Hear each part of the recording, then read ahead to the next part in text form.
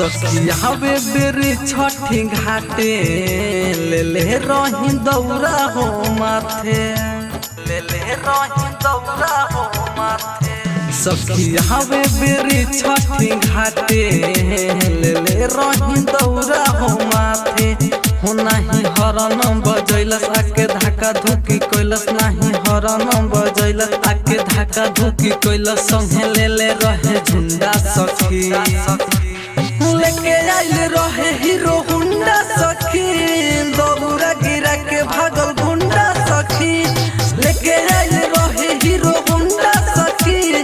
दौरा गिरा के भागल गुंडा सखी।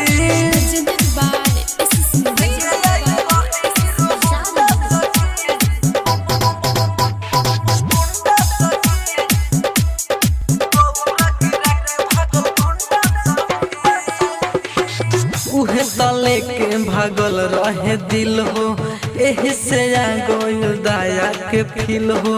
छठी माइयों के माफ कर दीहा, हवे दीवाना हमर मन जिल हो, हवे दीवाना हमर मन। उहे तले के भागल रहे दिल हो, एही से आ गइल दया के फील हो।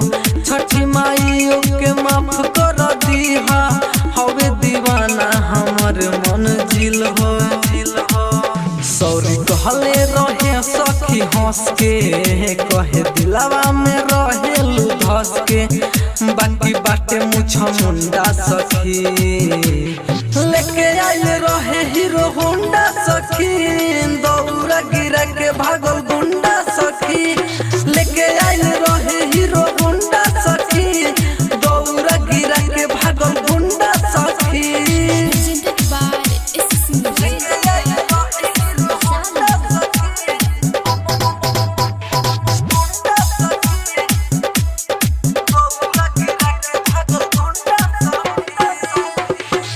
दाया को दिन है छठे माई, उनके से हम हूँ शादी रचाइब।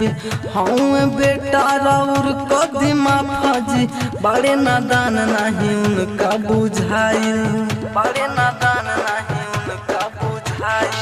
कदीना दाया है छठी माई, उनके से हम हूँ शादी रचाइब। हूँ बेटा और कदीमा फजी, बड़े नादान नहीं उनका बुझाई।